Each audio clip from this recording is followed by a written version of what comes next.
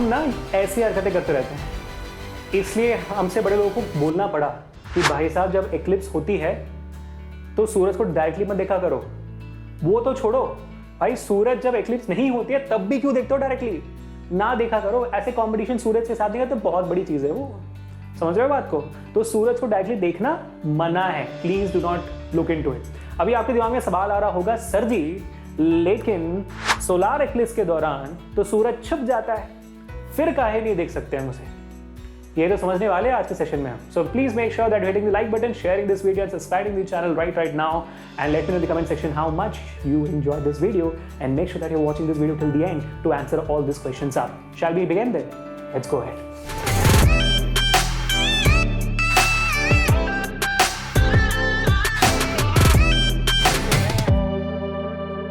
Okay, तो अब होता क्या है, सूरज को क्यों नहीं हम डायरेक्टली देख सकते हैं? बात बहुत सिंपल है, क्योंकि सूरज की रोशनी इतनी ज्यादा होती है कि आपकी आंखों को डैमेज कर सकती हो, इसलिए आपको देखना नहीं चाहिए सूरज को डायरेक्टली। Makes perfect sense. लेकिन सूरज जब सोलर एक्लिप्स में चला जाता है तब तो मून सामने जाती है सूरज की और चीजें छिप जाती है सूरज, तो फिर क्यों नहीं देख पाते हम?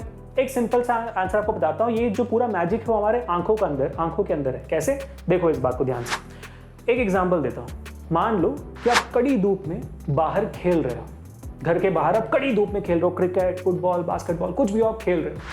फिर आपको जूस पीने का मन किया, आप टायर्ड हो गए, आपको पानी पीने जूस पीने का मन किया, आप घर के अंदर वापस आए, और जैसे आप घर के अंदर वापस आते हो सब कुछ थोड़ा काला काला नजर आता है ना। थोड़ा वक्त लग जाता है आपको चीजें उनके अपने अपने विद रिस्पेक्ट ब्राइटनेस में देखने के लिए, थोड़ा वक्त लग जाता है आपको। ये क्यों होता है?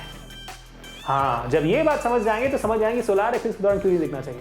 जानते हैं? फिर सिंपल सी बात है, अगर हम हमारी आंखों को जूम करके देखें तो उस आंख के अंदर ही जवाब है इस सवाल का। क्या है? हमारे आंखों के अंदर होती है आइरिस, जो आपके आंखों को ब्यूटीफुल कलर देती है। जो कलर पार्ट होती है उसको कहते हैं आइरिस। और आइरिस क्या करता है?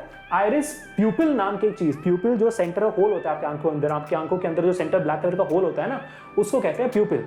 आइरिस इस प्यूपिल को कंट्रोल करता है। जब आइरिस कॉन्ट्रैक्ट हो जाती है तो आपका प्यूपिल बड़ा हो जाता है, और जब आइरिस एक्सपैंड हो जाती है तो आपकी प्यूपिल जो चपटा हो जाता है। वो समझ में आई बात? तो इसके थ्रू क्या होता है सर? मान लो ये प्यूपिल जो आपका गेट है, घर के अंदर घुसने का गेट, जब गेट बंद हो जाते तो आप घुस नहीं पाते, गेट खुलती है तो आप घुस पाते हो। तो ये गेट है लाइट के लिए। आपकी आइरिस जब कॉन्ट्रैक्ट होती है प्यूपिल बड़ा हो जाता है ताकि लाइट जितना चाहे अंदर जा सके, और जब प्यूपिल आपकी एक्सपैंड हो जाती है तो आपकी आइरिस एक्सपैंड हो जाती है, आपकी प्यूपिल चपटी हो जाती है ताकि लाइट कम से कम अंदर जाए। यही होता है। तो जब आप बाहर खेल रहे होते हो, क्योंकि बाहर बहुत ज्यादा कड़ी धूप है, धूप बहुत ज्यादा है, तो आपकी आंखें, आइरिस जो है आपके आंखों को बचाने के लिए आपके प्यूपिल को बहुत छोटा कर देती है ताकि कम से कम अमाउंट ऑफ लाइट जो है आपकी आंखें डैमेज ना हो। और जब आप अंदर जाते हो, घर के अंदर वापस आते हो, तो आपकी आइरिस जो है प्यूपिल को दोबारा खींचती है, आपके एनवायरनमेंट को समझने की कोशिश करती है, और ब्राइटनेस जो आसपास वो समझने की कोशिश करती है, फिर उसके थ्रू प्यूपिल को बराबर एडजस्ट करती है, और उसके बाद फिर लाइट आपके आंखों के अंदर जाती है और आप चीजें देख पाते हो। तो ये जो ड्यूरेशन है ना, जहाँ पे प्यूपिल एडजस्टमेंट हो रही है, उस दौरान आपको चीजें ठीक से नहीं दिखाई देती है, तभी आपको चीजें काली काली चीज दिखाई देती है। समझ में आई बात? तो यही चीज होती है जब सोलार एक्लिप्स होता है। जब सोलार एक्लिप्स होता है तो चांद ने छिपा दिया सूरज को, तो चीजें काली काली आप देख रहे हो, ऐसे देख रहे हो, अरे भाई साहब एक्लिप्स तो देखो। और अचानक से थोड़ी देर बाद सूरज बाहर निकला। जब तक सूरज चांद के अंदर ही था, आपकी प्यूपिल जब देख रही थी उसे, प्यूपिल एकदम बड़ी होती, एकदम क्योंकि लाइट ज्यादा जानी चाहिए ना, और जब ज्यादा लाइट जाएगी तभी तो चीजें दिखेंगी, क्योंकि अंधेरा है भाई। और जब जैसे ही सूरज बाहर निकला, अचानक से रोशनी आ गई आपकी आंखों में, तो क्या होगा आपकी प्यूपिल्स को? प्यूपिल तो ऐसे ही रहेंगे क्योंकि बड़ी बड़ी है, आपके आंखों को एडजस्ट करने का मौका नहीं मिला, तो वो पूरी की पूरी तेज लाइट आपकी आंखों के अंदर घुस गई, और हो सकता है कि आपकी आंखें डैमेज हो जाए। इसीलिए कहा जाता है कि एक्लिप्स के दौरान सूरज को डायरेक्टली नहीं देखना चाहिए। Don't see it with naked eyes. इस इफेक्ट को अगर मैं बताना चाहूं आपको एक और तरीके से बता सकता हूं। Let's do it. Lights off हो गए।